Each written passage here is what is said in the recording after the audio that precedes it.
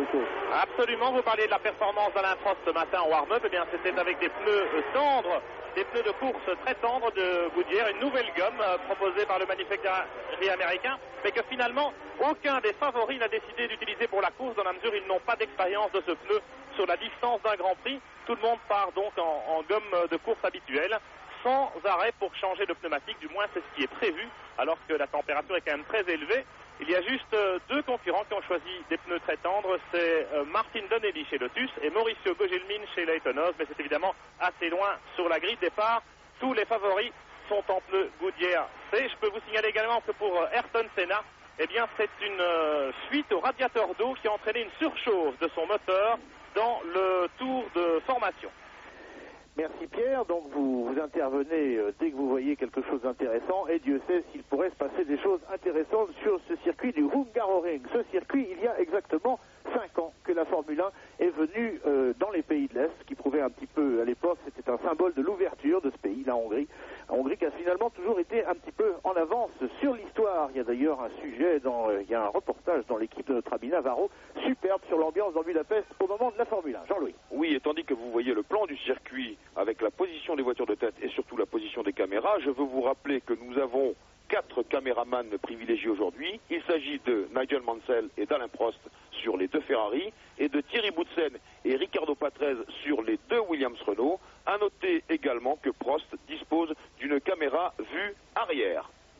Alors ce circuit, le départ là, va avoir lieu incessamment sous peu, comme on dit. Je vous rappelle que ce circuit fait 3,968 km, c'est-à-dire qu'il n'est pas très très long, et on en fera 77 tours, la distance totale étant de 305,459 km. Il y a probablement ici, en tout cas d'après ce qu'on voit là-bas dans les collines, le circuit est dans une espèce de cuvette au milieu des collines. Il y a énormément de spectateurs, on peut estimer qu'il devrait être 100 000 aujourd'hui, et en ce qui nous concerne, ça veut dire que ce soir, après le Grand Prix, on mettra probablement 4 heures à en sortir parce qu'il n'y a qu'une seule route pour venir ici. Dernière précision, n'essayez pas de comprendre les speakers hongrois, c'est une langue très très particulière, très mystérieuse, très secrète, qui rappelle un petit peu les intonations finlandaises, donc on évitera de vous parler magyar. Jean-Louis. Alors, vous voyez Boutsen, vous voyez Patrese, soit les 2 Williams-Renault, et c'est la première fois que les 2 Williams à moteur Renault, je précise, font une première ligne, et c'est la première fois dans sa carrière que Thierry Boutsen a réussi la pole position. C'est un moment extrêmement important que vous voyez en ce moment, tandis que les premières voitures se rangent, il va falloir environ 35 à 40 secondes pour que les autres voitures finissent de se ranger en fond de grille, et ce sont 40 secondes qui coûtent énormément au moteur et probablement en surchauffe. Vous avez le feu rouge ou vert dans votre écran à droite. Il faut auparavant attendre que le commissaire officiel de la FISA agite le drapeau vert pour signaler que tout va bien.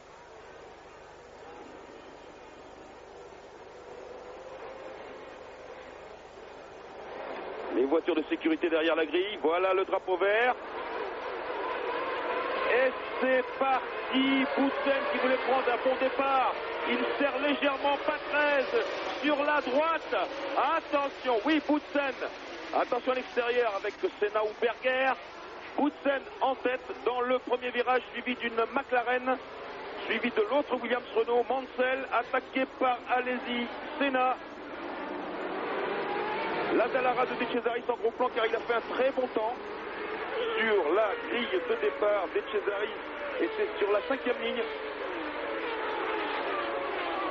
Et en tout cas, pour l'instant, ce qu'il faut noter, c'est que dans ce premier départ, il n'y a pas eu de flash. En tout cas, je pense qu'on l'aurait vu qu'on a non seulement les écrans de télé, mais que nous sommes situés sur la ligne droite du départ et qui est aussi la ligne droite des stands. Alors, le leader, eh bien, c'est Thierry Boutsen. Il faut rappeler qu'il était en pole position, ce qui est avantageux ici. Il faut rappeler aussi, je crois que c'était sa première pole position à notre ami Thierry Boutsen, ce qui a dû faire très très plaisir, bien sûr, à Pierre Van Vliet. Thierry Boutsen, pour le départ, en fait, il nous avait dit qu'il n'y avait pas 36 solutions, qu'il fallait effectivement changer un tout petit peu de trajectoire, parce que ce circuit est un peu particulier, comme on ne l'utilise pas très très souvent dans l'année, on l'utilise même en fait uniquement pour la Formule 1. C'est un circuit qui n'est pas très propre, il y a de la poussière partout, donc les trajectoires ne sont pas très larges. Le retour derrière le circuit, ici l'entrée au stand que les concurrents empruntent et puis hop, se jette à l'extérieur pour prendre la corde ensuite. Et c'est Boutsen qui débouche en tête au premier tour, suivi de Berger, Patrese, Mansell, Alesi, Senna, De Cesaris, Nannini, Piquet, Prost, Warwick, Bernard, Martini, Pirot, Nakajima, Capelli.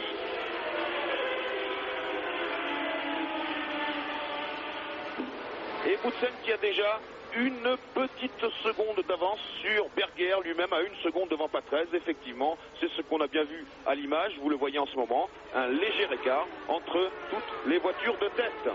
Alors, notons donc qu'Alain Prost signalé en 10e position, un incident, oui. Tandis que Alliot rentre dans les stands avec un aileron avant cassé. Je vois d'ici les mécaniciens de Ligier, vous ne le voyez pas si, vous le voyez à l'image, parfait. En train de changer cet aileron, ça c'est probablement un petit frottis pendant le premier tour. Donc sur la grille de départ, Alain Prost était 8e, il se retrouve 10e. Lui, en fait, son départ, apparemment, il n'a pas été extrêmement violent. Mais enfin, pourquoi pas, on sait que si on l'appelle le professeur, c'est pas pour rien. Il se peut aussi qu'il ait décidé de ne pas prendre le moindre risque sur la ligne de départ, quitte à en prendre un peu plus après pour remonter. Boutsen boucle de deuxième tour en tête, toujours devant Berger et toujours devant Patrese, alors qu'on a déjà vu un léger écart de Berger, ce qui signifie que les McLaren ne vont pas être à la fête comme elles l'ont été durant les essais, ne vont pas être à la fête durant ce Grand Prix. Tout à fait, alors c'est vrai que pour l'instant ça correspond à la grille des essais avec les deux Williams Renault, Boutsen et Patrese, relativement en fanfare. On avait compris qu'elles étaient bien réglées pour ce circuit. Alors qu'effectivement, pour l'instant, les McLaren, c'est pas franchement ça. Senna, on vous l'a dit tout à l'heure, est sur le mulet, donc sur la voiture de rechange. Senna, il est 6e. Mais pour l'instant, la lutte entre Senna et Prost, il y en a un qui est 6 et l'autre qui est 10. C'est une lutte, mais pas vraiment en tête. On s'attendait, c'est vrai qu'hier soir, on avait fait un concours de pronostics, on s'attendait à ce que les Renault fassent très fort. Et bien, pour l'instant, on a fait 2 tours, certes, mais pour l'instant, c'est le cas. Je veux signaler que Bernard est en 12e position avec sa Larousse Lamborghini et que Suzuki, son équipier, lui est en 20e position, tandis que Larini est en 24e position et Philippe Alliot, vous le savez, ferme la marche puisqu'il a dû s'arrêter au stand Ligier à l'issue du premier tour avec un aileron cassé. Alors à propos d'aileron, Jean-Louis, on a noté pendant les séances d'essai que les voitures qui sont en train en ce moment de courir sur le Hungaroring disposaient d'ailerons relativement costauds. Alors pourquoi? Il y a une raison, j'imagine. Et ce sont des ailerons surdimensionnés qui, bien entendu, donnent l'appui maximal. Mais ce n'est pas la panacée universelle de braquer les ailerons. Il faut un moteur qui est du couple pour pouvoir tirer ces ailerons, et ça on peut faire confiance au V8 et surtout au V10, alors que les V12, eux, développent leur puissance en haut des tours. Alors, des ailerons très gros et très braqués, mais en finale, c'est peut-être la finesse aérodynamique de la voiture elle-même, par exemple celle des Ferrari, qui va jouer, car l'aileron, je vous l'ai dit, ce n'est pas la panacée universelle. Trop d'ailerons peut entraîner des problèmes de pneumatique. Thierry Boutsen nous a également dit en cours d'essai qu'il avait eu des soucis de boîte de vitesse sur la voiture. On espère que le problème a été réglé parce que pour l'instant il roule extrêmement bien. L'écart semble-t-il avec Berger n'a pas l'air de bouger beaucoup. Il y a une seconde une entre les deux. Les voitures sont à distance respectable. Pour l'instant, il n'y a pas d'attaque. Il faut dire que le nerveux Mansell, qui serait éventuellement censé aller mettre son grain de sel là-dedans, le brave Nigel, il est parti quand même assez loin derrière. Donc pour l'instant, il ne vient pas se mêler à la lutte de tête. C'est un round d'observation, on peut le dire, et ça, vous savez pourquoi. C'est qu'il faut tenir compte du plein d'essence et donc du poids de la voiture, et deuxièmement, de l'usure des pneumatiques, comment ça va réagir. Boutsen débouche en tête pour le 4e tour. Devant Berger, Patrese, son équipier, Mansell, Alesi, Senna 6e, 7e Nannini, 8e De Cesaris, 9e Piquet, 10e Prost, 11e Warwick,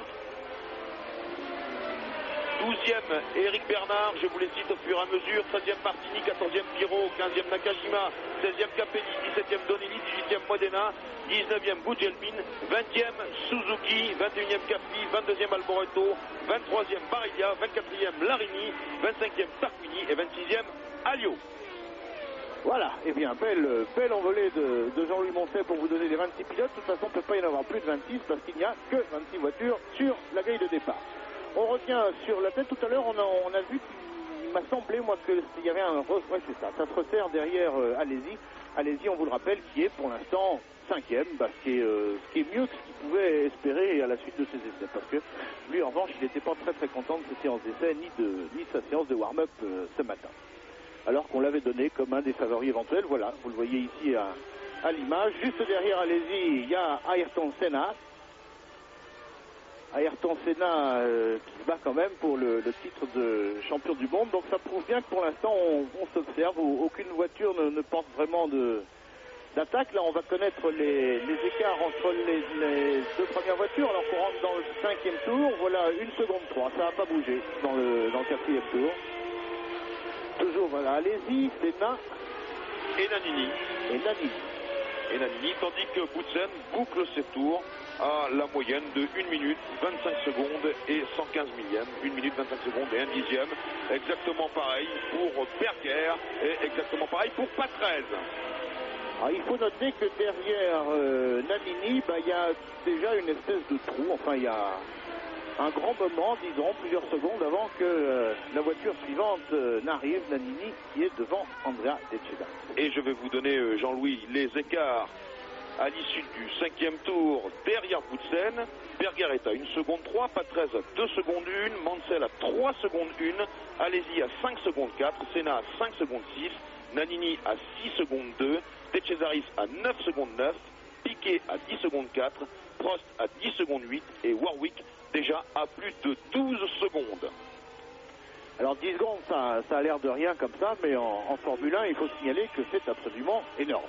Bon, enfin, on est encore une fois en début de Grand Prix, 5 tours sur 77 à couvrir. Il y a encore beaucoup de choses qui vont arriver, n'en doutons pas.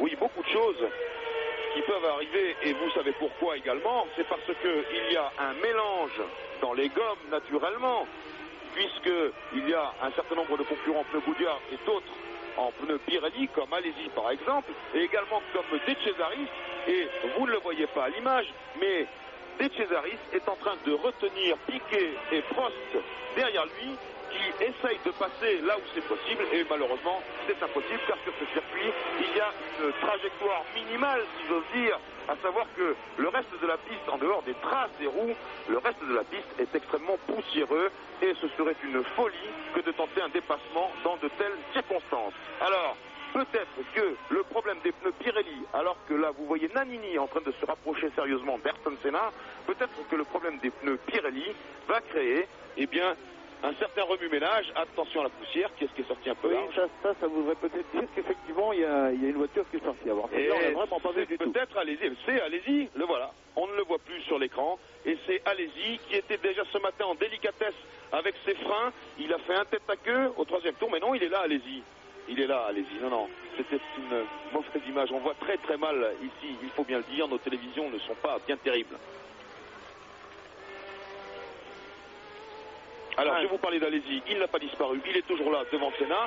Je vous disais que ce matin, au warm-up, il avait effectué un tête à queue avec le plein d'essence et c'était à cause de problèmes de frein. Alors, tout à l'heure, il avait lâché un petit peu, là on est sur Alési et Senna. Tout à l'heure, il avait lâché un petit peu Senna et Senna est franchement revenu dans ses roues, là. Apparemment, le Brésilien est peut-être, voilà, les dents commencent à rallonger, là, dans la McLaren de Senna. Senna est en train d'essayer de dépasser Jean Alési, mais Senna, comme tous les pilotes, aura le problème de ce circuit, à savoir que Jean-Louis vient de vous l'expliquer. Ici, ça a l'air large, mais en fait, on ne peut pas doubler très facilement, parce qu'en dehors de la trajectoire sur laquelle les voitures ont évolué depuis vendredi matin, c'est tout ça, il y a de la poussière, et donc ça ressemble à du verglas, ça glisse, c'est dangereux. Et une nouvelle pour ce qui concerne, je dirais, le milieu du classement, Piquet est parvenu à se débarrasser de De Cesaris, qui a maintenant Alain Prost dans ses rétroviseurs. Nous sommes toujours sur la bagarre pour la 6e place, avec à l'image Alési qui va arriver. Là maintenant c'est Mansell qui passe. On attend Alési. Ah oui, il y a quand même le voilà. Jean Alési, Ayrton Senna et Alessandro Nannini, 6, 7, 8. Voilà le trio. Alési a l'air de bien contenir les attaques de Senna. Là, dans le tour précédent, Senna était tout près des roues d'Alési. Et là, maintenant, Jean est reparti.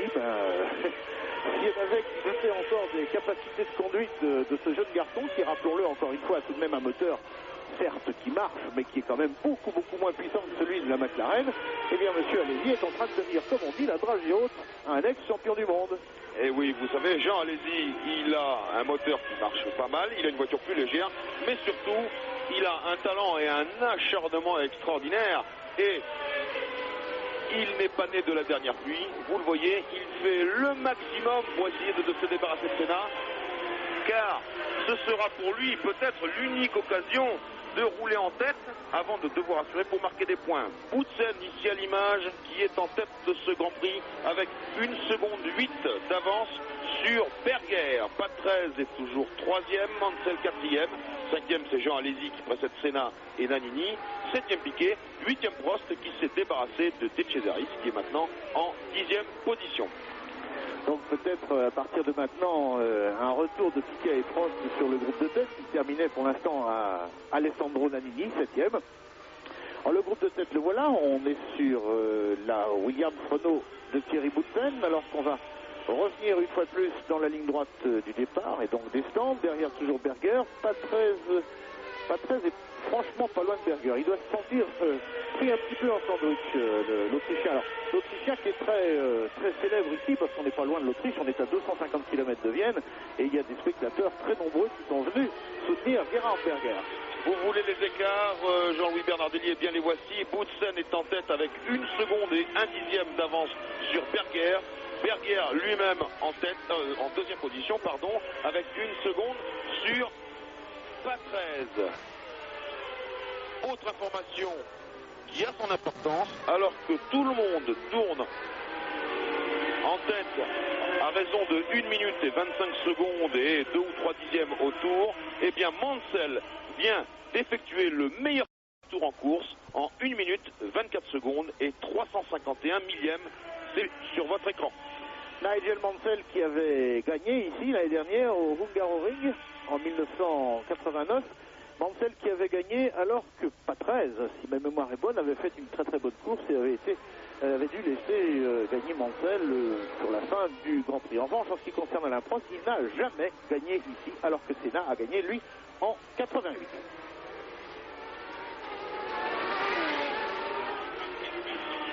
Alors, puisque ces messieurs n'ont pas l'air d'attaquer, on va peut-être pouvoir faire partir la première page de publicité de ce Grand Prix. Et puis, s'il se passe quelque chose pendant la pub, bien sûr, on enregistrera.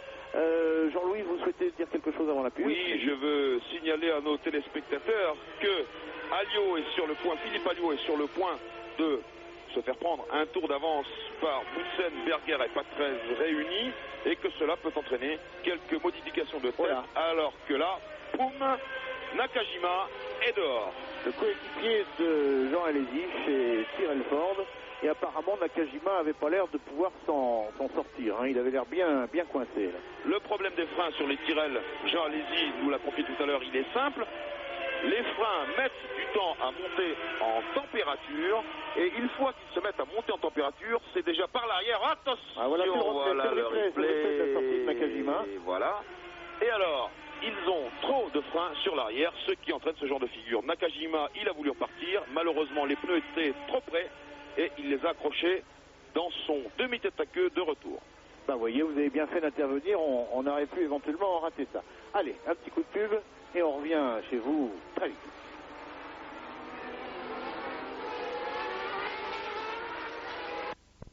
Tout d'abord, un certain regroupement en tête de la course. Toujours 1 seconde entre les 3 voitures de tête. Mais Mansell est passé à l'attaque, ce qui signifie qu'à partir du 12e tour, le round d'observation est fini. Et maintenant, on rentre dans le vif du sujet avec Mansell, donc, qui a tenté une première attaque infructueuse sur Patrese. Alors, ça n'est peut-être pas un hasard d'ailleurs si la première attaque arrive de chez Mansell. Ça, je l'avais prévu tout à l'heure, c'est quand même toujours le premier qui craque pour aller chercher les petits camarades. Il y a une chose qu'il faut peut-être signaler, c'est que les Ferrari roulent aujourd'hui avec des moteurs un petit peu new look. Et oui, elles roulent avec le fameux moteur 037 le nouveau moteur qu'on a attendu depuis un certain nombre de Grands Prix, que les Ferrari ont utilisé très souvent en qualification, depuis le Grand Prix de France et même avant, et ce moteur a enfin touché ses pistons définitifs. C'était ça qui était le point faible, ce qui était son talon d'Achille, ses pistons définitifs. Et bien ça y est, on les a là. Les moteurs Ferrari sont les nouveaux moteurs 037, que ce soit sur la voiture de Mansell ou sur la voiture de Prost. Prost qui est toujours donc en 9e position. On peut peut-être envisager de faire un premier petit top F1. Alors je pense qu'à Paris, vous devez être prêt à envoyer le premier. Nous sommes prêts. Attention, voici la première véritable alerte du top F1. Hop.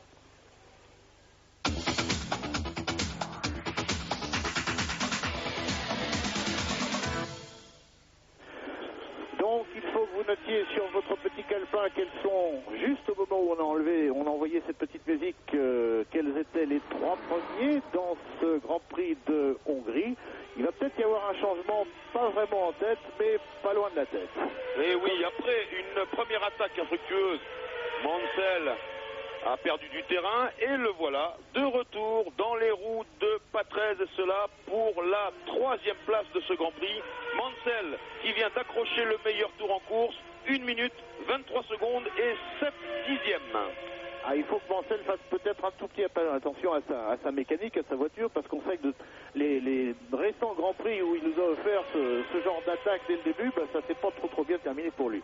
Alors il faut souhaiter vraiment que tout ça va tenir, parce que Mansell c'est un garçon qu'on aime bien, c'est un garçon qui a l'attaque, et j'irais même jusqu'à dire, bien que n'étant pas anglais, que s'il décide vraiment de s'en aller à la fin de l'année, bah, il nous manquera, là, John Mansell. Mais enfin, il y a peut-être des changements, on en parlera pendant le Grand Prix. Ah, il est certain qu'on perdrait un attaquant de première valeur. Alors pour l'instant, donc, bah, on en est toujours au même problème, à savoir que rattraper les quelques mètres qu'il y a entre Mansell et Patrese, ça c'est peut-être pas un problème, mais après doubler, ça c'en est un, parce qu'on est sur une trajectoire glissante. Et c'est sûr que Mansell est un attaquant extraordinaire, mais enfin il est quand même pas fou et il n'a pas forcément envie de se retrouver dans le décor simplement pour le plaisir de doubler Patrese. Et tandis que vous voyez Berger à l'image, Berger qui est en 2e position à 1 seconde et 3 dixièmes de Boutsen, Thierry Boutsen, le leader de ce Grand Prix.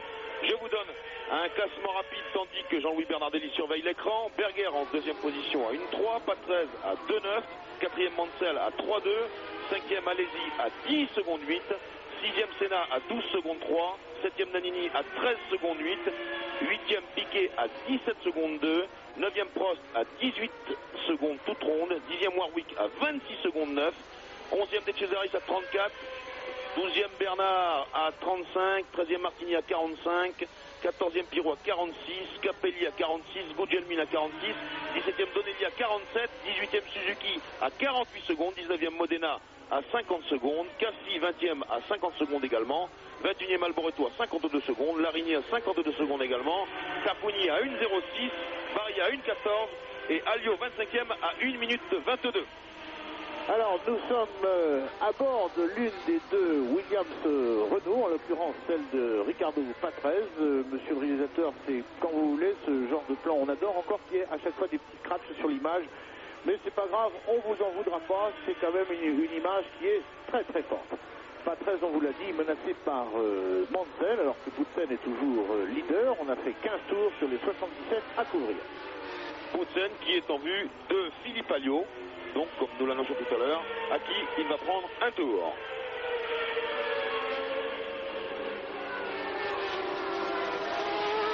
Alors on va demander à la régie à Paris de préparer une petite interview qu'on a fait de Thierry Boutsen, parce qu'elle correspondait bien à ce qui est en train de se passer. En fait, la question c'était Thierry Boutsen, qu'est-ce que vous allez faire pour gagner ce Grand Prix? Et pour l'instant, il est leader. Alors Paris, vous préparez ça, quand ce sera prêt, on envoie. Alors que pour l'instant, Thierry Boutsen est donc toujours devant, le voici à l'image. Quand on est un petit peu plus près... Boutsen, Berger qui s'est rapproché. Berger qui au dernier tour est passé à 1 demi-seconde de Boutsen. Je crois qu'il y a encore une rose devant Thierry Boutsen, ça serait donc probablement celle d'Alex Cassi. Alors que Berger effectivement est tout près. Il ne faut pas que Thierry Boutsen fasse d'erreur. parce que ça, Berger profiterait de toute ouverture. Derrière, Patrese, Mansell, ça s'est resserré, et Nannini est maintenant au contact avec ses voitures de tête. Voici une image arrière prise sur la voiture, sur la Ferrari de Prost. Ah, je me suis levé parce que il y avait le public en délire, et vous savez pourquoi? Eh bien parce que Prost est finalement venu à bout d'Alésie. Prost est devenu 7e de ce Grand Prix en le passant à l'extérieur de la grande courbe qui précède les stands. Et devant nous, il y a environ, on peut le dire, 20 000 Italiens en train d'agiter des drapeaux. Au minimum, oui. Bon, eh bien Prost est donc maintenant à la poursuite de Piquet. Il n'est pas très loin derrière Nelson Piquet, à 2 secondes et demie. Alors que notre groupe de tête est toujours en train de dépasser les attardés. Est-ce que non, Caffi est toujours devant Boutsen. Donc dans l'ordre, Boutsen, Berger ici à l'image, avec son casque noir aux couleurs autrichiennes. Alors il y a effectivement 20 000 Italiens, il y a aussi beaucoup d'Autrichiens qui sont venus. Je vous l'ai dit tout à l'heure, la frontière autrichienne, elle n'est pas très loin. Ce qui a bien d'ailleurs servi au cours de l'histoire parfois malheureuse de la Hongrie. Les Autrichiens les ont souvent accueillis.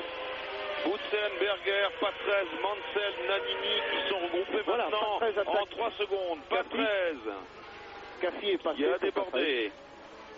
Berger est resté derrière. Attention là, ça s'explique devant, c'est ce que disait Pierre Van Lille tout à l'heure. Berger qui tente à son tour. Impeccablement, c'est bien. Et derrière, Patrese et Mansell. Aïe, aïe, aïe. Patrese, Mansell. Il n'a pas encore attaqué, Patrese. Hein, il va essayer. Regardez Mansell qui, mine de rien, en profiterait un petit peu. Il y a Nannini qui est juste derrière Mansell. Maintenant, ils sont 3 là, à littéralement pousser Caffi. Et on revient sur Boutsen et Berger.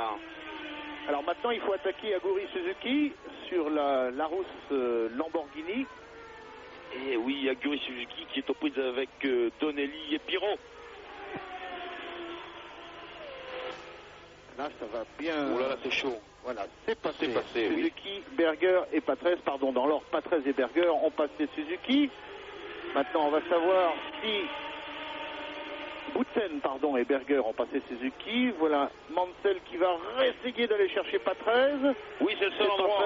S'il sort mieux, c'est le seul endroit où il pourra déborder Patrese. C'est ce qui s'était produit l'an dernier. Il y avait un dépassement, 3e position. Ah, ça résiste. Oui, ça passe. Bien que ouais, et Mansell a été passé. Et c'est ce qu'on pouvait. On a juste vu Nannini là dans le coin essayer de passer aussi. Est-ce que oui, Nannini est là. Nannini a aussi passé Alex Caffi. Donc c'est 3 voitures. Voilà, la Renault, Williams, la Ferrari et la Benetton Ford ont réussi à passer Alex Caffi pendant que Thierry Boutsen et Berger se battent eux devant une autre voiture. Ouh non. Nouvelle tentative. Oui, et vous savez pourquoi? Il y a Nannini qui est derrière. Et donc là, il a encore perdu un peu de temps, Mansell. Modena qui s'est arrêté non loin de la sortie des stands, en panne de moteur, en tout cas c'est ce qu'on a entendu.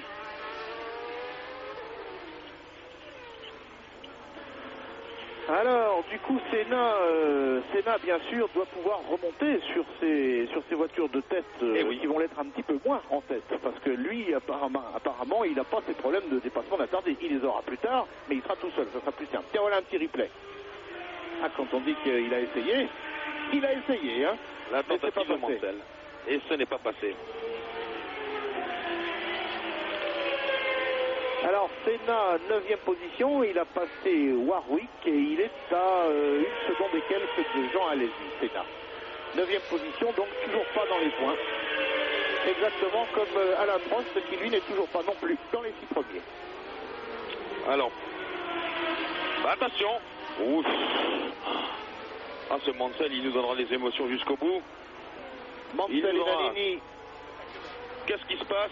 Tête à queue de Prost, tête à queue de Prost qu'on ne voit pas à l'image. Oui, c'est un accrochage aussi. Martini. Alors Martini sort de sa voiture. On n'a pas d'image. Ah voilà l'accrochage. Et apparemment il est poussé, donc c'est terminé en ce qui le concerne, puisque Jean-Louis vous l'a dit tout à l'heure. C'est fini. À partir du moment où on est poussé, de toute façon, c'est l'élimination. Alain Prost dehors. Il est déjà parti de sa voiture, voilà. Oh là là, oui, alors là. C'est Alesi et Martini, ça, apparemment. Alesi, Senna est passé, mais qu'est-ce qui s'est passé pour Prost? Il a dû faire son attaque tout seul, ou alors, on va le voir. Sérieux coup d'auto-tamponneuse, là, et tout ceci profite effectivement, encore une fois, vraiment à Ayrton Senna, qui d'un seul coup voit deux voitures qui étaient devant lui, disparaître du classement. Alors Senna, maintenant, il se retrouve 6e derrière Nannini, mais il est loin, à 22 secondes. Voilà le replay, on est sur la caméra arrière d'Alain Prost. J'imagine qu'on va assister, voilà, le tête à queue. Évidemment, tout décroche, mais enfin, c'est un document, comme on dit, c'est direct. On n'a pas vu grand-chose, mais ce qu'on a vu, c'est qu'effectivement, c'est parti du train arrière, en tête à queue, et vous l'avez vu tout à l'heure, Alain Prost, ben voilà, il revient à pied, c'est terminé. Et je vous garantis que ça va faire très mal à un bon nombre de dizaines de milliers de spectateurs qui sont venus ici pour voir gagner une Ferrari. Arrêt de Suzuki avec un incendie à l'arrière de la Lola Lamborghini, alors qu'une Dallara, celle de Pirot, s'est arrêtée pour changer de pneumatique. Oui, c'est celle de Pirot, merci Pierre, et il faut faire un point sur le classement maintenant. Boutsen, Berger, Patrese 3e, 4e Mansell, 5e Nannini, 6e Senna, 7e Piquet, 8e Warwick, 9e Bernard. Là, voilà. on est dans le stand de la route, c'était effectivement l'incendie dont nous parlait Pierre Van Vliet tout à l'heure sur la voiture de Suzuki. Alors ça se fait en tête. Là on vient de voir en gros plan, et on aime bien les gros plans. Monsieur le réalisateur, n'hésitez pas, Alain Prost qui traverse la piste à pied. On vient de voir Berger en gros plan qui s'est considérablement rapproché de Boutsen. Il est à 0 seconde 6, autrement dit. Là, la bagarre pour le leadership de ce Grand Prix de Hongrie est en train de démarrer sous nos yeux. Deux voitures avec une avance raisonnable sur la 3e, l'autre Williams Renault de Riccardo Patrese. Donc Boutsen, Berger en bagarre en tête. Et ça fait du ménage parce que maintenant on retrouve donc Senna en 6e position, Piquet en 7e position à 32 secondes du leader qui est Thierry Boutsen, 8e Derek Warwick, 9e Eric Bernard à 41 secondes, 10e Capelli. Regardez Alain, quelle est la raison de votre abandon? Un problème technique? Mais je pense ou la boîte ou le moteur qui a atterré. Bien, voilà, vous l'avez en direct. Alain Prost très déçu. La raison de son abandon, eh bien, un problème mécanique, vous l'avez entendu. Alors, ce qu'on appelle un serrage de moteur, ça veut dire que tout se bloque d'un seul coup, que donc les roues arrière de la Ferrari ont dû se bloquer en pleine courbe. Il est évident qu'à l'allure où ça va, à la vitesse où ça va, ça ne pardonne pas. Et c'est ce qui explique qu'Alain soit parti en glissade et ensuite en tête à queue, irréversible, bien sûr. On revient sur la tête de course dont Alain ne fera de toute façon pas partie aujourd'hui puisqu'il a abandonné. Merci Pierre Van Vliet d'avoir été très vite sur l'événement. Oui, merci Pierre, et allez-y aussi, abandonné, il faut quand même le signaler. Donc je reprends mon classement tandis que Jean-Louis, vous surveillez l'écran. Boutsen en tête, Berger à 6/10, Patrese à 4 secondes, Mansell à 8 secondes et Nannini à 8 secondes également. 6e Senna à 28 secondes, 7e Piquet à 32 secondes, 8e Warwick à 34 secondes, 9e Bernard à 41 secondes, 10e Capelli à 57 secondes, 11e Gugelmin à 1 minute 21, 12e Donnelly à 1 minute 21 également. 5e Caffi, 14e Alboreto, 15e Larini, 16e Pirot, 17e Tarquini, 18e Alliot, 19e Barilla. Tout ce beau monde à un tour, et bien sûr Suzuki qui est compté à 2 tours n'est plus là puisque vous l'avez vu abandonné avec un début d'incendie. Il reste par conséquent 19 voitures en course et je vous signale le principal événement pour l'instant de ce Grand Prix de Hongrie, l'abandon presque conjugué d'Alain Prost et de Jean Alesi, alors que vous avez sur votre écran le classement des 6 premiers. Boutsen, Berger, Patrese, Mansell, Nannini et Senna. Alors il est clair que ce ne sera pas le jour des Français. Enfin encore que Thierry Boutsen soit complètement de langue française et qu'à 37 tours de l'arrivée, il faut quand même rappeler que même s'il est très menacé par Berger, il est toujours en tête et ce depuis le début du Grand Prix. Jean-Louis, je suis dans le garage Tyrrell avec Jean Alesi qui vient d'abandonner. Jean, finalement, un Grand Prix assez décevant. On attendait mieux des Tyrrell et des pneus Pirelli sur ce Hungaroring. D'une part en qualification, chez Goodyear, je crois qu'il y a des nouveaux pneus qui sont arrivés, donc bon là on ne peut rien faire. Par contre, on a été de toute façon très compétitifs pendant ce week-end.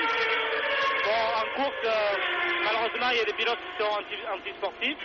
Martini était à un tour, je ne vois pas pourquoi il faut qu'il il essaie de lutter avec nous. On est beaucoup plus vite que lui. J'étais obligé de passer, mes pneus commençaient à s'accrasser, mais bon, ça c'est la course. De toute façon, croyez-moi, je suis dans une situation où tout le monde me jalouse et bon, il faut que je passe avec. En dehors de la trajectoire, Jean, la piste est vraiment très sale et les pneumatiques sans trace. Ah oui, il y a énormément de bouts de gomme, de poussière. Les pneus prennent de suite tout ce qu'il y a par terre et pendant 2 tours, votre voiture est conduisible. Ok, merci Jean Lézy, qu'on se trouvera certainement en meilleure position dans des grands prix futurs. Alors quand même, Jean vient de nous dire une chose presque incroyable, à savoir que quand on double ici, non seulement c'est extrêmement difficile, mais après on se retrouve avec des pneus plein de poussière et pendant 2 tours, on a une voiture difficile à conduire. Alors c'est dire à quel point les dépassements ici sont sportifs et on l'a compris avec tous les accidents que l'on a vus. On est bien sûr désolé pour Jean Alési.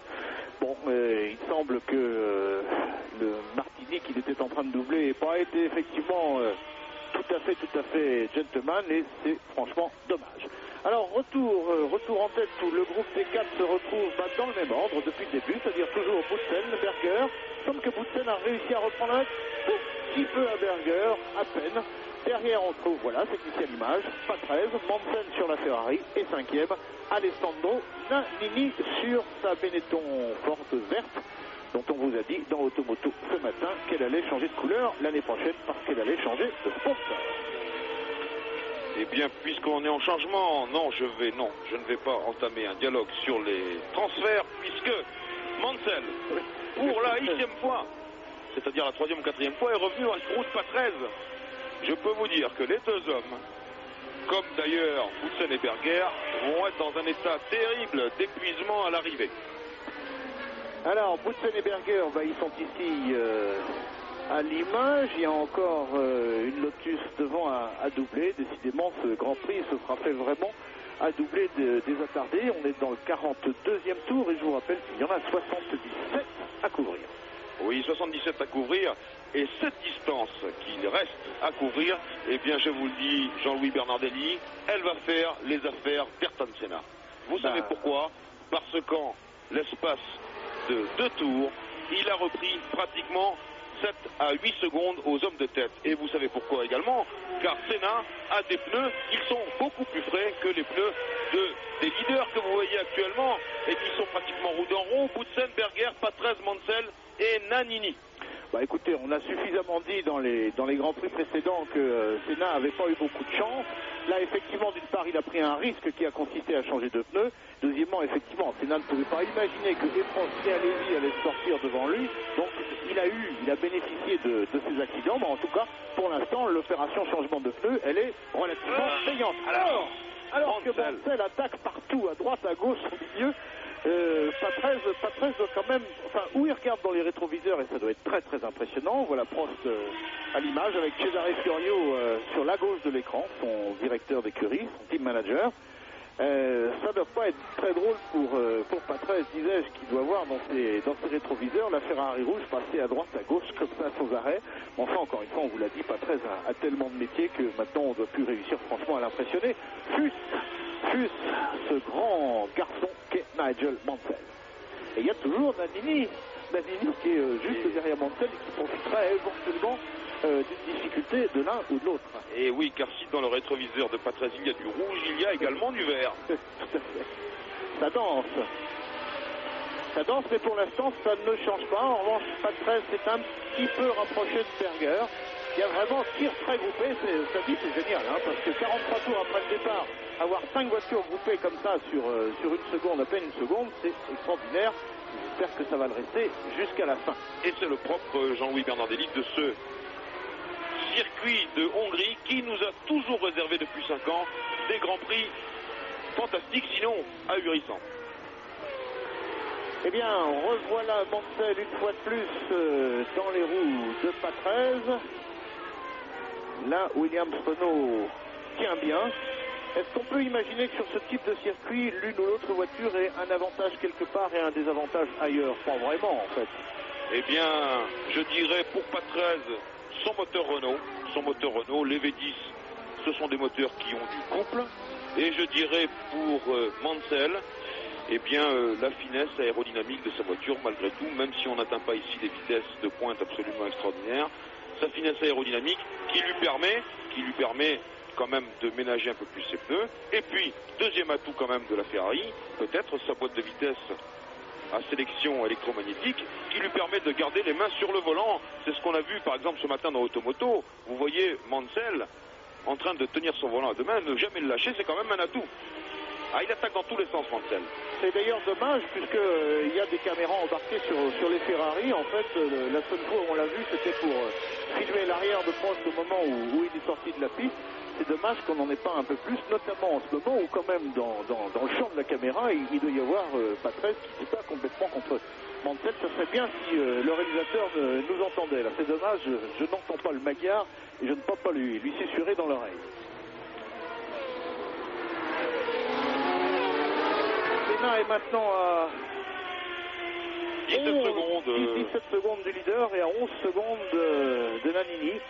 C'est ce que je vous ai dit tout à l'heure, Jean-Louis. Tout ça fait le jeu d'Ayrton Senna, qui, ne l'oublions pas, a changé de pneus à la suite d'un freinage un peu tangent. Il a fait un plat dessus, il les a encrassés. Il a changé de pneus et il a des pneus frais. Alors, vous disiez tout à l'heure que son changement de pneu lui a coûté dans les 40 secondes. Il est maintenant à 16-17 secondes du leader. Ça veut quand même dire qu'il en a repris 25, mine de rien. Exactement, exactement. Voilà l'ordre au 45e tour. Butzenberger, Patrese, Mansell, Nannini, Senna 6e. Donc s'il y reste, mais on sait que c'est pas un garçon qui reste facilement en place comme ça. Pour l'instant, il marquerait le dernier point de la journée, c'est-à-dire un point. Et cette situation va peut-être apporter quelques changements dans les fameux transferts dont je voulais vous parler tout à l'heure, puisqu'on sait que la principale information de ce week-end, c'est que le fossé se creuse de plus en plus entre Ron Dennis et Ayrton Senna. Ayrton Senna reproche à McLaren de s'être endormi sur la puissance de son moteur V10 Honda. Attention Mansell. De son moteur V10 Honda et pour l'instant de ne pas explorer de solutions nouvelles, alors que chez Williams, chez Benetton comme chez Ferrari, eh bien on explore et tout ça pour 91. Voilà ce qui est en ce moment l'argument entre Ayrton Senna et Ron Dennis, et les deux hommes sont de plus en plus en froid.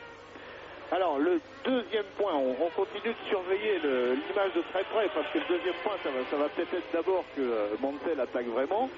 Le deuxième point, puisque j'allais parler de Mansell, c'est que finalement Mansell partirait peut-être plus. Oui, c'est le deuxième point. Jean-Louis, je veux quand même vous signaler que le stand McLaren que je vois en face de moi entre nos deux écrans de contrôle est bien en train de se préparer pour un arrêt pneu. Attention donc, qui va s'arrêter? Je ne le sais pas encore. Oui, Mansell, eh bien Mansell, il a un petit peu changé d'opinion et son opinion, elle est claire. Je veux bien changer, je veux bien revenir à la course, je veux bien ne pas m'arrêter à condition seule et unique de trouver le volant d'une McLaren. Mais ça me paraît difficile parce que on sait que entre Ron Dennis et Nigel Mansell, le courant ne passe pas très bien. En plus d'ailleurs qui passe entre Mansell et Berger, qui se retrouveraient ensemble, enfin bon. Mais cela dit, statistiquement, ça tomberait bien, puisqu'effectivement, si Senna s'en va, il y aura quand même une place chez McLaren. Alors, on continuera tout à l'heure la série des transferts possibles. Je voudrais, avant de passer à la page de pub, je voudrais qu'on voit peut-être qui va s'arrêter chez McLaren. Pierre Van Vliet, vous confirmez que chez McLaren, on s'agite? Écoutez, c'est un peu difficile parce que pour l'instant, je suis dans le motorhome Ferrari où j'essaie d'avoir de plus amples informations sur la course des Ferrari et d'Alain Prost. Oui, parce qu'effectivement, l'abandon technique d'Alain Prost pourrait intéresser Nigel Mansell qui, lui, est encore en course. Donc, Pierre, merci de faire votre travail. On imagine qu'il le fait bien parce que entrer dans le motorhome Ferrari en plein Grand Prix, c'est pas franchement facile. Attention, le public est en train de se lever. Qu'est-ce qui se passe? Fausse alerte. Alors là, on voit a priori Boutsen qui a passé la Lotus, alors que pour Berger, pour Berger, pour Patrese et pour Mansell, c'est pas encore fait. Et du coup, les trois voitures sont franchement, rentrées au stand, c'est Berger. C'est Berger. Et Berger, là, à mon avis, il est en train de perdre le Grand Prix de Hongrie parce que Senna ne va pas laisser passer une occasion pareille. Senna qui va intégrer la 5e place à la place de Berger. Mon chrono, il est parti sur l'écran, tant mieux. Senna qui était compté à 11 secondes de Boutsen. Voilà, 8 secondes 7, c'est pas mal. C'est pas le record du monde de l'autre jour, du Grand Prix où Senna avait réussi à changer en 6,50. Bon, enfin, c'est pas mal. Enfin, en tout cas, ça veut quand même dire qu'il a perdu 40 secondes. Hein. Ça relance le Grand Prix. Ça relance le Grand Prix parce que Boutsen va pouvoir quelque peu relâcher sa pression. Alors, bon, on a dit que ça relançait le Grand Prix. On regarde vite fait s'il n'y a pas de changement possible. Et on envoie peut-être là une nouvelle page de pub. Bien sûr, si d'ici là Mansell est allé chercher Patrese, on l'enregistre à Paris et ce serait dans ce cas-là Roger Zabel qui est en studio et qui vous commenterait ce dépassement. Oui, une précision avant la page de publicité pour vous dire que, quand je dis que Boutsen va relâcher quelque peu sa pression, c'est tout relatif. Patrese est en 2e position à 2 secondes 4 et Mansell à 2 secondes 7. Allez, la pure.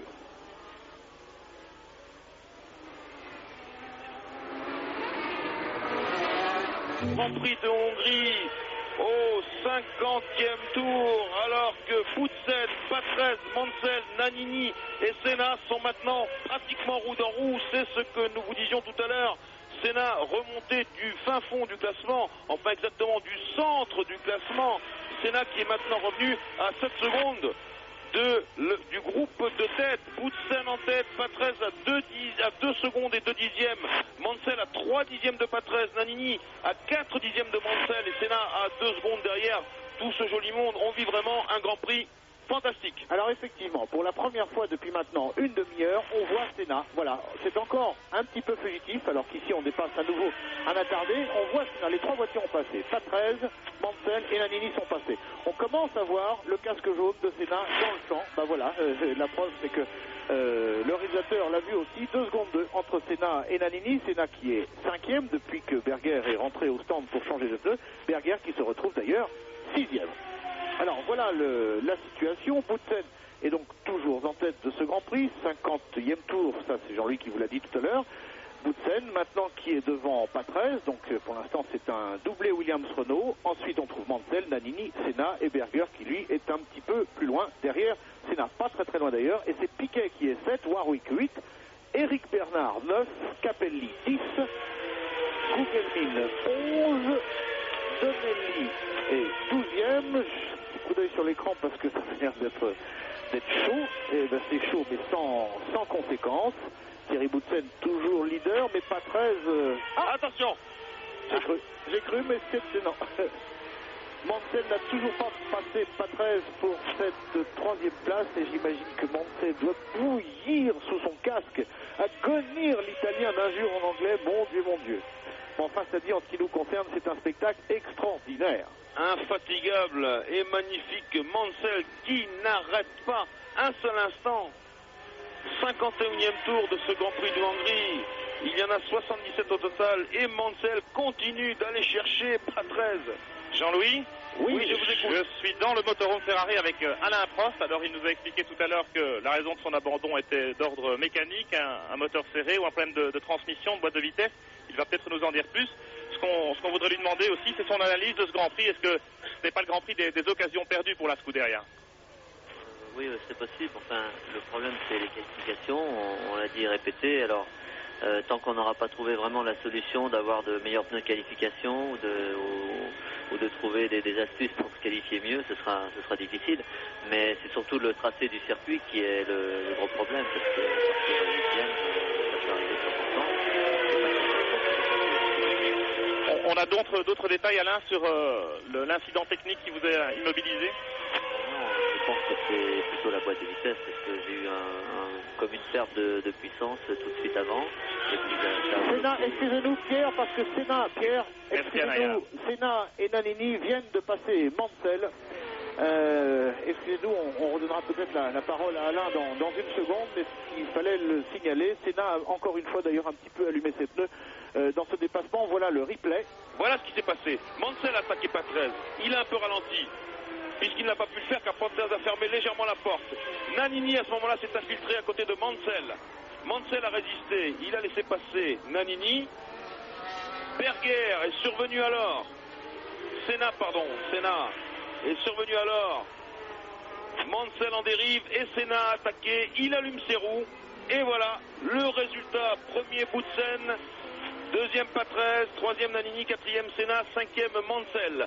Ça confirme ce que disait quand même Pierre Van Vliet à Alain Prost. C'est un peu le Grand Prix des occasions manquées pour la Scuderia. Le pauvre Mansell, lui, est bien mal récompensé de tous ses efforts, mais à trop vouloir tirer effectivement sur la voiture, eh bien, il a fait là quelques petites erreurs. Mais je répète que l'origine du problème est que Mansell s'est vraiment extraordinairement rapproché de Patrese et que Patrese a légèrement fermé la porte et que c'en était fini des espoirs de Mansell.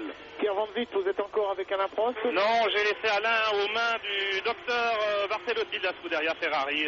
Il était évidemment très dépisté par cet abandon et par cette situation défavorable dans ce Grand Prix de Hongrie, surtout en voyant Ayrton Senna revenir au premier plan. Bah, vous nous excuserez de vous avoir interrompu. En principe, on ne fait pas ça, mais là vraiment l'image d'abord. D'autant plus qu'il semble que maintenant Mansell se laisse distancer. Donc qu'est-ce que ça voudrait dire que il a un petit peu trop tiré sur la voiture? C'est pas impossible, et ça expliquerait en tout cas qu'il soit fait brutalement passer par Senna et Nannini. Jean-Louis Bernardini, un petit peu de classement. Alors allons-y. Premier, donc on est dans le 53e tour. Premier, Thierry Boutsen sur sa Williams Renault. Deuxième, Patrese, l'autre Williams Renault. Troisième, Nannini, la Benetton Ford. Quatrième, Senna sur la McLaren. Cinquième, Mansell sur la Ferrari. Sixième, Berger sur la deuxième McLaren. Septième, Piquet. Huitième, Warwick. Neuvième, Bernard. Dixième, Capelli. Onzième, Gugelmin. Douzième, Donelli. Treizième, Caffi. 14e, Pirot. 15e, Alboreto. 16e, Larry. Et là maintenant, on assiste au duel pour la deuxième place entre Patrese et Nannini. Et ça, c'est intéressant parce que ce sont deux pilotes italiens et qui plus est, qui sont amis, très amis dans la vie civile, si j'ose m'exprimer ainsi. Alors il y a eu, puisqu'on parlait tout à l'heure des transferts, on arrêtera d'en parler si Nannini attaque vraiment Patrese, bien sûr. Il y a eu un papier de Renaud de la Borderie sur le thème Patrese rêve de Ferrari. Alors est-ce qu'on peut aussi imaginer que Riccardo Patrese se retrouve chez Ferrari? On sait que Ferrari aimerait bien avoir un pilote italien quand même. Eh bien, on peut l'imaginer. On peut l'imaginer de la façon suivante. Les responsables de Renault, de Williams et de Elf, eh bien, résument leurs intentions par cette phrase sibylline. Si nous changeons de pilote, eh bien, ce sera pour prendre les deux pilotes dont on sait qu'actuellement ils sont supérieurs aux nôtres, c'est-à-dire qu'ils sont meilleurs que Patrese et Boutsen, et c'est indubitablement Ayrton Senna ou Alain Prost. Alors, il reste une solution à Senna s'il est vraiment froid écran de Nice, c'est d'aller chez William Renault, où il sera accueilli à bras ouverts, et on sait que Frank Williams a les capitaux pour engager Senna. La deuxième chose, eh bien, c'est que Patrese, lui, pourrait être éventuellement, comme on le dit, le deuxième pilote de Ferrari. Attention, chassé croisé, vous avez vu Nannini regarder Senna dans son rétroviseur sans perdre de vue Patrese qui est à quelques mètres devant lui. Nannini l'aspiration, oui, imparablement. Oh là là. Mais Senna n'est pas passé. Là c'est Patrese, c'est autre chose que Mansell tout à l'heure. Là, Senna n'a pas réussi à passer. Mais Patrese est en difficulté. Et voilà, Senna est passé. Donc Senna se retrouve troisième maintenant derrière Nannini et Thierry Boutsen. Il s'est passé globalement ce que nous avons eu tout à l'heure. Et Mansell, lui, repart à l'attaque. Allez avec Patrese. Pauvre Mansell, il aura vu pendant tout le Grand Prix les roues arrière de Patrese. C'est quand même extrêmement frustrant. Et oui, il y a Berger. Berger derrière tout le monde. Alors là ça veut dire que Berger a perdu vraiment très peu de temps pendant son changement, parce que qu'il soit déjà comme ça au contact. Attention, on se prépare dans le stand de Williams Renault pour accueillir qui? Je vois tout le monde regroupé, c'est très probablement Riccardo Patrese. Ce qui expliquerait effectivement que Patrese ait dû laisser passer du monde là, peut-être qu'il est en difficulté avec ses pneus. Je le souhaite en tout cas pour Thierry Boutsen, qui est en tête depuis le début de la course et qui vient de boucler son 55e tour en tête de ce Grand Prix de Hongrie. Il en reste 22 des tours. Alors bien, Pierre, à vous. Patrese s'arrête, oui. Alors c'est effectivement Riccardo Patrese qui libère encore une fois une place dans le groupe de tête. place enfin prise, si j'ose dire, par Nigel Mansell, mais enfin bon, par défaut, puisque Patrese est rentré au stand. Alors, on s'affaire sur la Williams-Renault.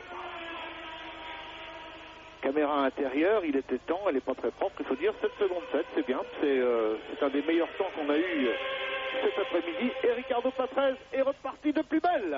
Et ça nous donne Boutsen en tête de ce Grand Prix de Hongrie au 56e tour, à 5 secondes 6 devant Nannini, lui-même à 2 secondes 6 devant Senna, Senna lui-même à 3 secondes toute ronde devant Mansell, directement menacé par Berger, comme vous êtes en train de le voir sur votre écran, alors qu'il reste 21 tours à couvrir, 21 tours où tout peut arriver. Patrese est reparti en pneu tendre, Jean-Louis, ce qui était également le cas de Gerhard Berger un peu plus tôt. Ah, voilà pourquoi Berger est remonté si vite. Effectivement, dans la mesure où il reste une vingtaine de tours, on sait qu'à peu près ces nouveaux pneus tendres peuvent tenir une vingtaine de tours. Donc bah, là, il joue un petit risque, mais beaucoup moins important que s'il avait changé plus tôt. C'est une stratégie tout à fait logique et on sait que dans l'histoire des Grands Prix, elle a souvent été payante. Donc maintenant, Berger se repose juste derrière Senna, mais avec des pneus beaucoup plus frais que ceux de Senna.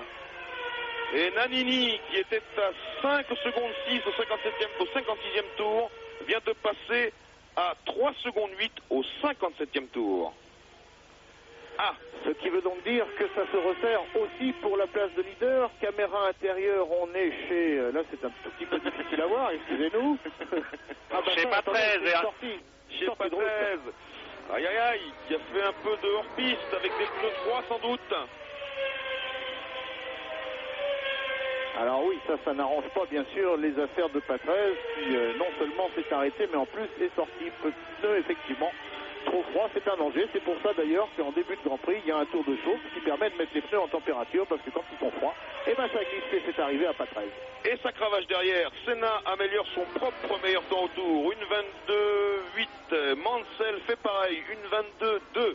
Ah, ils ont encore de la ressource ces gaillards parce que trouver le moyen d'améliorer les tours en course à ce moment du Grand Prix, eh bien, il faut le faire. Bravo, messieurs.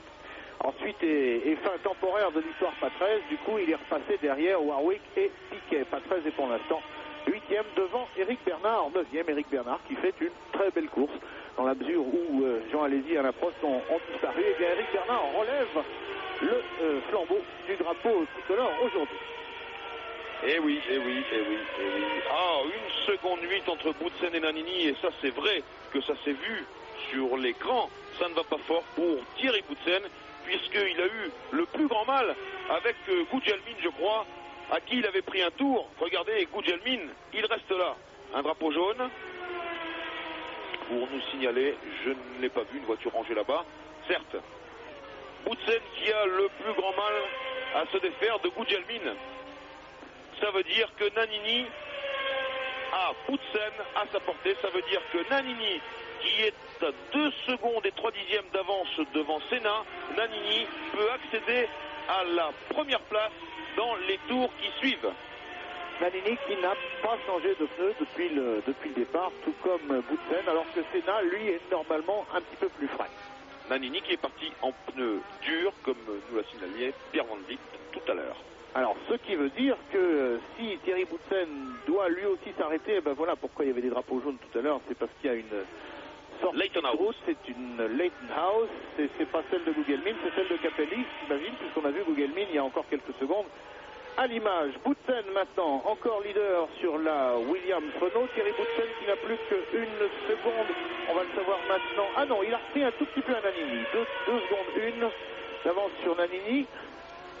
Lui-même suivi de Senna, l'autre, la Leighton House vert pâle qui est là, n'est pas dans le même tour, bien sûr, c'est celle de Gugelmin avec ce casque de toutes les couleurs, arc-en-ciel, que Senna va doubler, n'en doutons pas, d'ici très peu de temps. On attend le dépassement de Senna sur Gugelmin, il n'a toujours pas passé Gugelmin, et derrière, il y a toujours Mansell et Berger.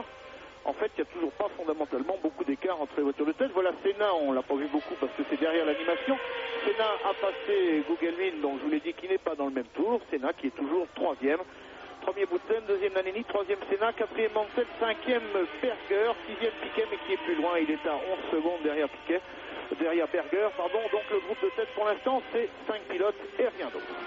Oui, il reste bientôt 17 tours.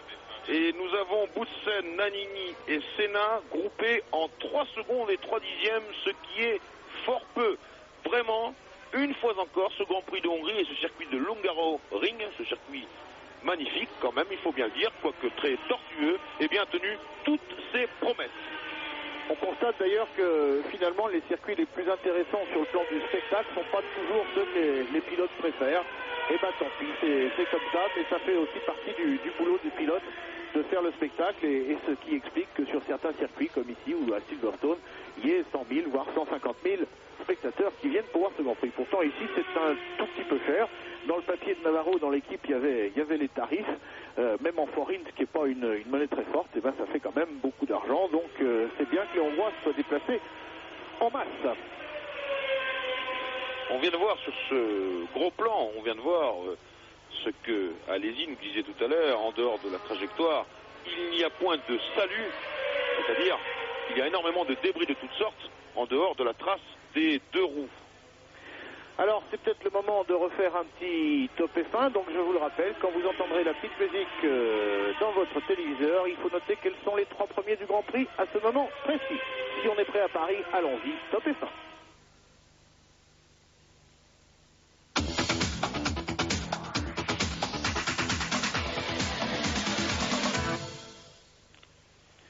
Voilà, c'est fait, donc on va pas tout de suite vous donner le classement, on va quand même pas vous mâcher le boulot, surtout que c'est un dimanche, alors du boulot, vous en avez pas beaucoup peut-être, contrairement aux 5 voitures qui sont en train, aux 5 pilotes qui sont en train de se bagarrer extrêmement fort, alors que nous sommes dans le 60e tour, il en reste 17 sur ce circuit du Hungaroring. Senna dans les roues absolument de Nannini, et puis derrière il y a encore Mansell et Berger qui sont tout près. Bon voilà, les 5 voitures de tête. Il reste 16 tours.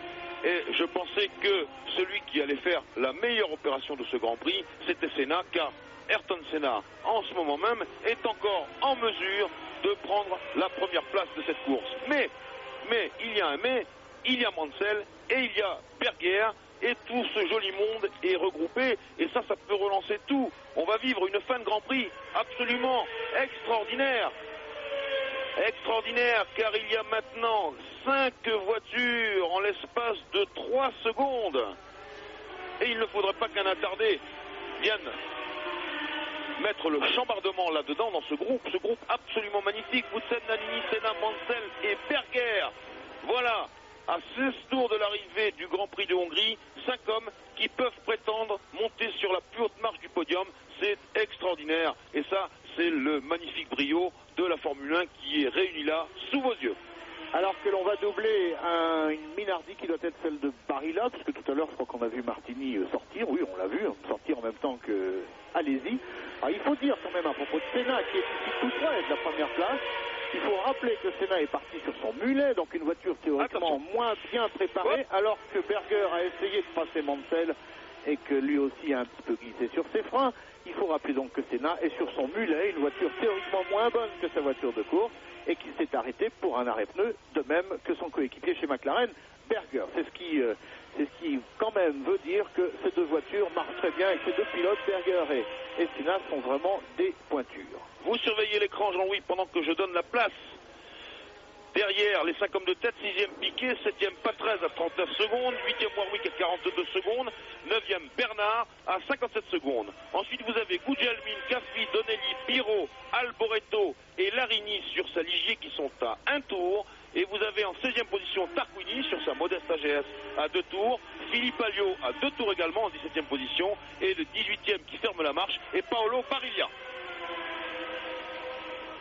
Retour sur la bagarre de tête alors que l'on va passer justement Barilla qui ferme la marche, qui est donc le dernier classé de ce Grand Prix. Jean-Louis vient de vous le dire. Ça donne des coups de volant absolument dans tous les sens, des coups d'accélérateur peut-être un petit peu moins parce qu'il faut quand même faire attention aux pneus. Mais je peux vous garantir qu'à l'intérieur des habitacles, on doit suer sur le casque, hein. Ça c'est clair. À la place de Barilla, on se méfierait parce que là, attention, Berger qui monte à la hauteur de Mansell, qui serre un peu. Berger en 4e position de ce Grand Prix de Hongrie. Aïe aïe aïe, Mansell qui repasse, qu'est-ce qui s'est passé? Petegger était trop loin. Ou il a un problème? Non, oui, Mansell a repris sa place. Et on roule depuis 1h30 très exactement. Vous imaginez la santé qu'ils ont. C'est, enfin, c'est-à-dire, je l'ai dit tout à l'heure, c'est des pointures. Là, vraiment, on a pratiquement, malheureusement, puisque Prost n'est plus là, on a les 5 meilleurs pilotes de ce Grand Prix qui sont en cavale, juste les uns derrière les autres. Tac, Berger vient d'attaquer Nannini, mais boum, Nannini a été touché. Nannini a été touché. Ouais, touché. Et il a été touché. Et tout le monde s'engouffre. Oh, pauvre Sandro. Il n'a pas de chance, il avait peut-être la victoire. Sa première vraie grande victoire, il en a gagné une au Japon, mais elle fut légèrement disputée. Voilà le replay. Alors, est-ce qu'il est sorti tout seul? Moi, il m'a semblé que ça avait touché. Oui, tout le monde a touché. Ça touche. Oui. Oh là là, carrément touché. Donc ça veut dire que, d'une part, la Benetton, on a pris un coup, c'est net, et peut-être aussi la McLaren de Berger, parce que... La McLaren de Senna, mon cher Jean-Louis, j'ai dit Berger, moi aussi, c'était une erreur, mais ça dans le feu de l'action. Comme ils sont tous regroupés en exactement 1 seconde. Et alors, voilà qui a redonné du champ à Poutsen. Ça fait ses affaires, mais il y a Senna quand même. 3e, Mansell 4e.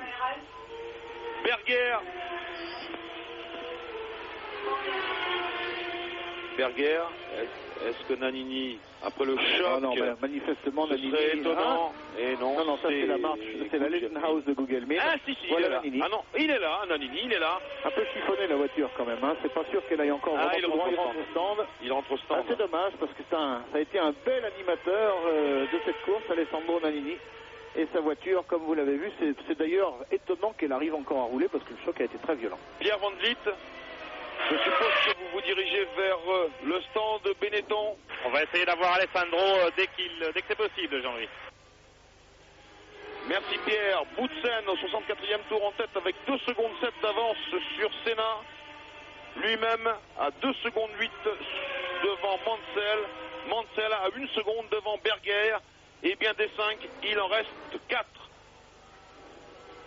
Il en reste 4 à la suite d'un accrochage malheureux entre Ayrton Senna et Sandro Nannini, ces 2 hommes, la McLaren et la Benetton qui pouvaient viser la première place de Boutsen, mais Boutsen, eh bien, il résiste toujours. Alors, Senna est encore un petit peu loin de Boutsen pour qu'on ne rate pas la lutte finale. On va envoyer très vite notre dernière page de pub. Est-ce que Barilla, oui, Barilla a vu Senna, c'est à vous à Paris.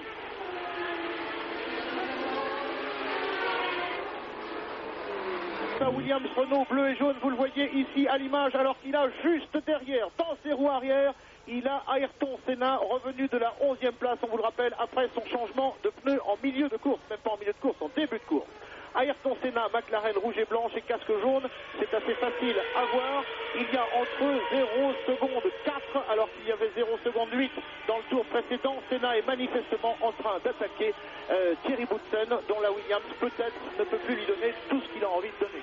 Senna, il est en train d'attaquer tout court parce que tout à l'heure, quand il faut le dire, harponné Nannini, ça veut dire qu'il était extrêmement chaud, notre Brésilien.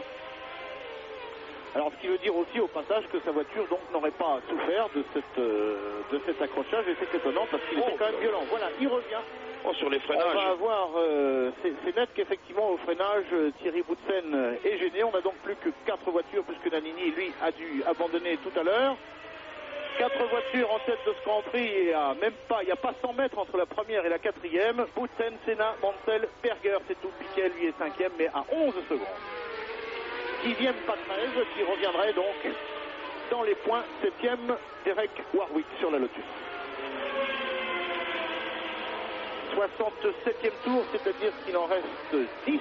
Il y en a 77 à couvrir. Ça va être très, très, très dur pour Thierry Boutsen qui manifestement doit beaucoup batailler pour arriver à contenir les attaques infernales d'Ayrton Senna. Et puis ce qu'on a vu également, c'est Berger partir extrêmement au large. Ça veut dire que Gerhard Berger, qui est en ce moment 4e position, est en difficulté ou de tenue de route, ou bien de frein, ou bien encore de pneus, quoique c'est très étonnant puisqu'il a changé de pneus lui aussi, comme son équipier Ayrton Senna. En revanche, Pierre nous l'a dit, il est reparti en pneus tendres, donc peut-être que les pneus tendres n'ont pas tenu 20 tours comme prévu, mais peut-être que déjà au 10e tour, Berger est ennuyé. Et ennuyé, le mot est faible. Parce que même si ce circuit n'est pas l'un des plus rapides, la moyenne est quand même très très costaud. On tourne à quoi, presque 180 km/h de moyenne. Senna rattaque derrière Thierry Boutsen. Mansell est toujours là. Mansell qui a eu quelques déboires il y a une quinzaine de tours maintenant. Mansell est éventuellement prêt à faire une très bonne place. Donc dans l'ordre, Boutsen, Senna, Mansell, très prêt. Boutsen. On sait que Senna ne va pas pouvoir attaquer dans ces endroits extrêmement sinueux. On le voit revenir au freinage à chaque fois, ça veut dire qu'il est bien sur ce plan-là. En revanche, à chaque fois qu'il y a un peu de piste droite devant lui, Boutsen tire dans le potentiel de son moteur Renault, et ça veut pouvoir dire, éventuellement, ça peut pouvoir dire que Senna n'a pas la partie si facile qu'on le croit. Il faudrait vraiment qu'il revienne dans l'aspiration de Boutsen pour pouvoir tenter un dépassement dans un endroit où il peut se le permettre. Et pas tout à l'heure comme avec Nannini d'ailleurs. Alors ceci montre clairement que cette année n'a plus rien à voir avec l'année dernière, où encore on constatait qu'il y avait une domination absolue des moteurs Honda, là, enfin, et des voitures McLaren. Là on constate vraiment que les Renault et les Ferrari sont complètement revenus au niveau de ces McLaren, puisqu'en ce moment c'est la bagarre totale et personne, semble-t-il, n'a d'avantage définitif, en tout cas dans cette bagarre, alors que nous sommes dans le 69e tour. Et que Boutsen résiste magnifiquement. Là, Boutsen écrit ses vraies lettres de noblesse dans la Formule 1. Je ne vous propose pas l'interview d'Alessandro Nannini, Jean-Louis. Tout ce que je peux vous dire, c'est qu'il a traité Senna de tous les noms d'oiseaux. Voilà. Eh bien oui, c'était ce que nous prévoyions ici, Pierre. Senna a dépassé dans un endroit un peu tangent, il faut quand même l'avouer. Et ça a eu les conséquences que nous savons et que Sandro Nannini lui aussi sait fort bien. Là, il y a eu un petit passage dans l'herbe des roues gauches de la part de Mansell. C'est vrai que les trajectoires sont moins nettes quand même qu'en début de Grand Prix, ce qui est logique. Pilote fatigué, pneus fatigués, tout est fatigué. Alors, c'est-à-dire, au passage, Pierre Van Vliet nous a quand même fait comprendre qu'il parlait non seulement le flamand et le français à la perfection, mais aussi l'italien, parce que je pense pas que les noms d'oiseaux aient été sortis ni en flamand ni en français. Bravo Pierre, qui parle toutes les langues de la Formule 1. Boutsen, toujours entre 6 et 7 dixièmes. Mansell, Berger, alors qu'il reste 8 tours à couvrir et que Boutsen résiste magnifiquement. Alors effectivement, on a cru à un moment que Senna était tellement présent sur Boutsen que Boutsen avait des difficultés. Pour l'instant, s'il en a, il les cache bien, ces difficultés, parce qu'il tient le rythme. Il y a 4 voitures qui sont exactement dans le même rythme de course. Et la Williams Renault tient parfaitement, et c'est tant mieux vu les efforts qui ont été faits au sein de cette écurie et au sein de la régie Renault pour arriver à donner le meilleur moteur au monde, avec l'objectif, on le sait, il a été avoué par la régie au moment où il est revenu en Formule 1. L'objectif, c'est le titre, bien sûr, et c'est comme ça qu'on y parviendra.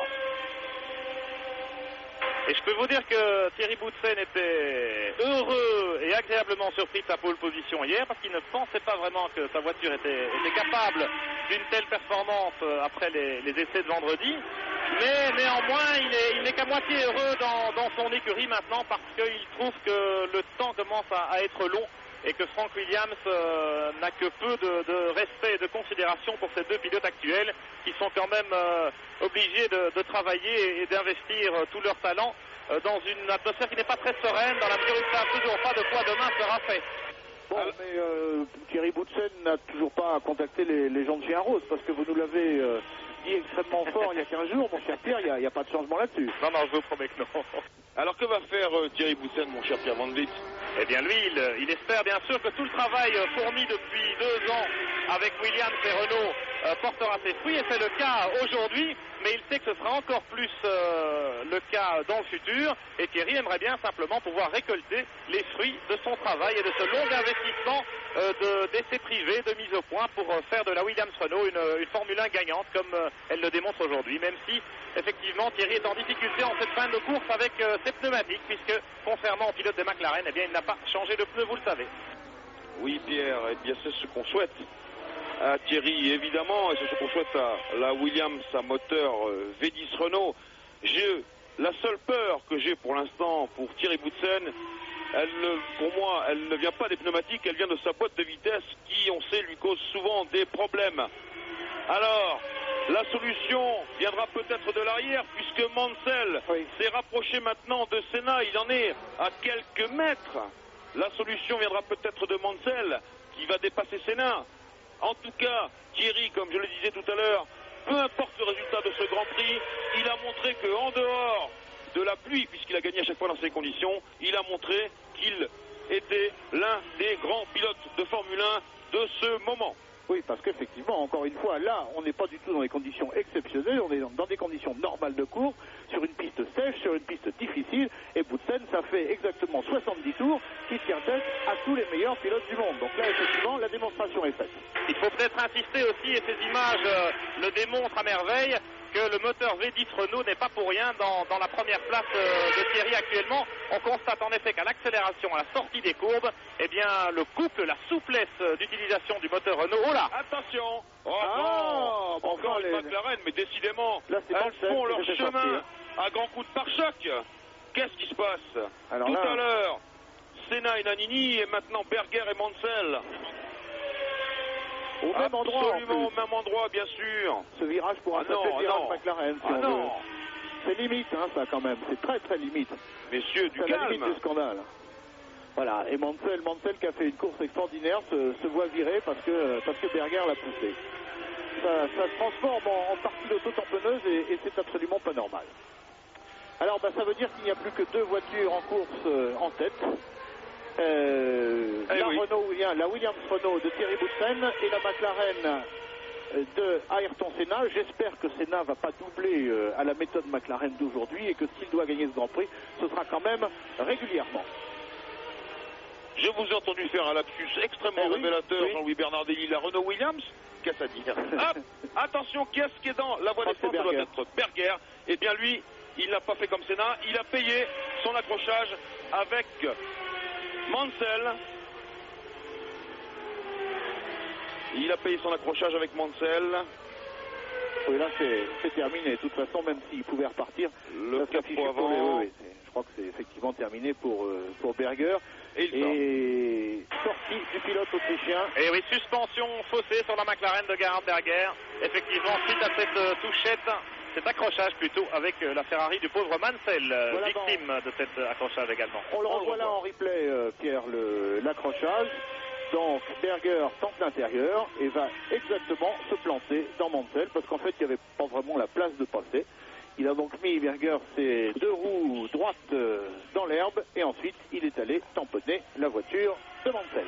Et ça nous donne au classement Boutsen, Senna, toujours 7/10 entre les 2 hommes, c'est eux qui jouent la victoire. Piquet est 3e à 25 secondes, Berger n'est plus là, il vient de s'arrêter, vous l'avez vu. 5e, donc, oui, pardon, 4e, Patrese. 5e, Warwick sur la Lotus Lamborghini. Et 6e, Eric Bernard sur la Larousse Lamborghini. Eric Bernard qui va marquer un nouveau point. Eric Bernard qui est de la race de Jean Alesi, c'est-à-dire la jeunesse qui monte au premier plan en Formule 1 actuellement. Les 2 leaders du Grand Prix, Boutsen et Senna. Alors maintenant, ils sont par définition seuls au monde. Encore que les enjeux ne soient pas les mêmes, il ne faut pas oublier que Senna, lui, il se bat pour le titre, alors que Boutsen, là, se bat pour la victoire. Peut-être que Senna peut imaginer que c'est pas franchement nécessaire d'aller prendre un gros risque pour gagner quelques points. Allez savoir, ça ne serait pas vraiment du Senna non plus, mais on croit savoir que depuis un petit mois, 1 mois et demi, Senna est devenu sage. Alors peut-être qu'il ne prendra pas tous les risques pour aller chercher Boutsen. En tout cas, là, il reste au contact. Voilà le classement alors qu'il nous reste 4 tours à couvrir. Boutsen, Senna, Piquet, Patrese. Ensuite, Warwick. Eh oui, on est allé... Boutsen, attention. Mordre. Ça, il faut s'attendre à une fin de course très, très difficile pour le pilote belge sur la voiture anglo-française. Car la stratégie de Senna est toute simple. Elle est de pousser, si vous pensez, Jean-Louis Bernardelli, qu'il assure sa 2e place pour gagner des points, 6 points exactement, eh bien il va quand même essayer de pousser Boutsen à la faute. Bien sûr qu'il va essayer de le pousser. En plus, Senna, d'une façon ou d'une autre, doit savoir que Boutsen n'a pas changé de pneu, parce qu'il ne faut pas l'oublier, il y a la radio qui peut fonctionner aussi, entre son manager et lui. Donc, forcément, Senna a, je dirais, beaucoup d'atouts en main. Là, mais... il y en a un qui la passe, pour l'instant il n'est pas devant, il est 2e. Et on est à 3 tours et demi de l'arrivée. Je réfléchis également à la façon d'ici c'est Piquet qui prend un tour à Barilla. Je réfléchis également à la façon dont la Fédération internationale, qui est très à cheval sur le règlement et elle a raison, va analyser les dépassements catastrophiques et simultanés des deux pilotes des McLaren Honda. Qui effectivement peut modifier ce résultat, pas en ce qui concerne Berger, puisque lui il a payé sa faute tout de suite en étant obligé de rentrer au stand avec abandon à la clé, alors que Senna lui est toujours en course, mais pas vraiment au contact avec Thierry. Il est tout près, au freinage en particulier, hein. C'est net qui se rapproche de la Williams Renault au freinage, et qu'en revanche dans les lignes droites, Boutsen ne se laisse pas faire. Il essaye de rentrer le plus vite possible dans cette courbe. Il a raison, car il en sort le plus vite possible également, ce qui lui permet de gagner l'aspiration de Boutsen. Attention, attention. Non, c'est pas l'endroit. Et là, Boutsen a légèrement serré pour se mettre en position derrière Barilla, si je me souviens bien. C'est Tarquini, Jean-Louis. Tarquini, pardon, excusez-moi, Pierre.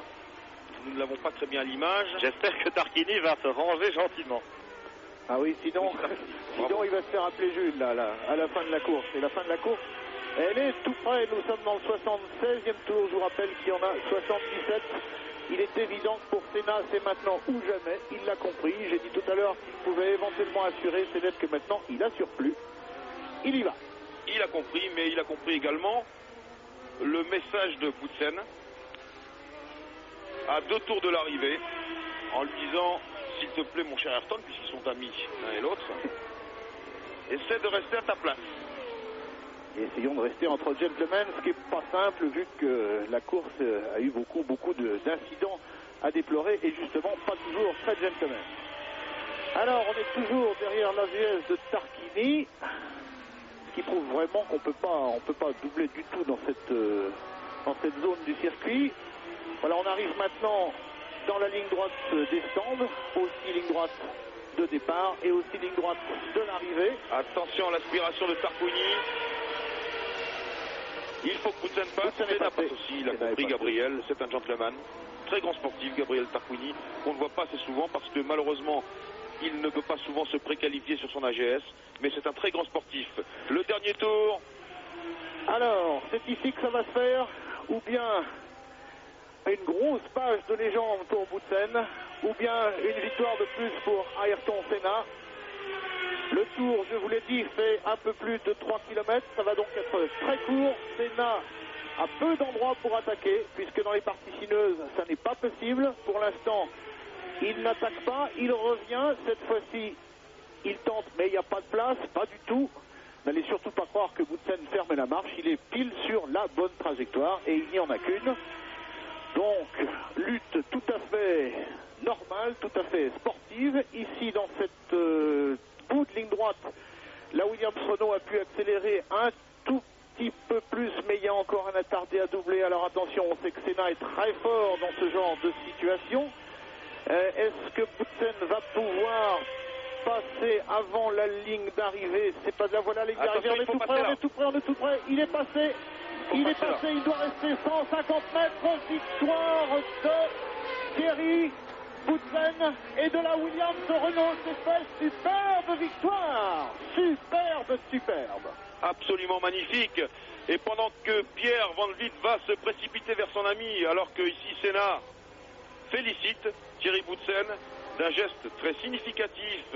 Boutsen qui livrait aujourd'hui son 115e Grand Prix et qui compte pour l'instant 2 victoires au championnat du monde de Formule 1 depuis qu'il court, Thierry. 2 victoires, et sa dernière victoire c'était en Australie en 1989. Une victoire absolument extraordinaire. Jean-Louis, je suis aux côtés de Bernard Dudot, le directeur technique de Renault Sport, qui est incontestablement un des vainqueurs du jour. Bernard, les moteurs Renault ont fait vraiment très forte impression ce week-end, et il a certainement permis à Thierry de résister jusqu'au bout. Oui, je crois que c'est la démonstration en tout cas qu'un Grand Prix se prépare pendant tout le week-end Et je pense que notre résultat en qualification, notamment, n'a pas du tout été indifférent sur le résultat de la course. Certes. Bernard, vous avez beaucoup travaillé sur ces moteurs qui sont en évolution constante. On a parlé de réglage spécifique pour les qualifications. Précisément, en course actuellement, vous êtes également au niveau de vos meilleurs rivaux. Oui, en ce qui concerne les qualifications, on fait ce qu'on a toujours fait, c'est-à-dire on a des réglages qui sont propres aux qualifications, mais il ne s'agissait pas d'un moteur dit qualification. En ce qui concerne les moteurs de course, on peut dire qu'ils évoluent pas à pas, de Grand Prix en Grand Prix. Aucun moteur ne ressemble, disons, à son précédent. Il y a une très grande victoire, en tout cas pour Williams et Renault aujourd'hui. Voilà qui relance peut-être cette saison, Bernard, après un petit moment de flottement. Bien sûr, mais ce sera difficile, hein. Les autres ont pris pas mal d'avance, mais enfin, je pense qu'on a les moyens et les armes pour se battre jusqu'au bout. Merci Bernard Dudot. Merci Pierre Van Vliet et Bernard Dudot. Alors voilà donc les 6 premiers de ce Grand Prix. Boutsen, Senna, Piquet, Patrese, Warwick, Bernard. Ensuite on trouve Donelli, Gugelmin, Caffi, Pirot, Larini, Alboreto, Tarquini, Alliot et Barilla. 15 classés. Alors on va envoyer le règlement du concours Top TF1 sur ces dernières images, alors que Patrese est ici arrêté. Allons-y pour le règlement du grand concours Top F1. 2 fois pendant le Grand Prix, vous avez vu le signal Top F1 et notez chaque fois le nom des 3 pilotes de tête sur le bulletin réponse télépoche ou sur papier libre.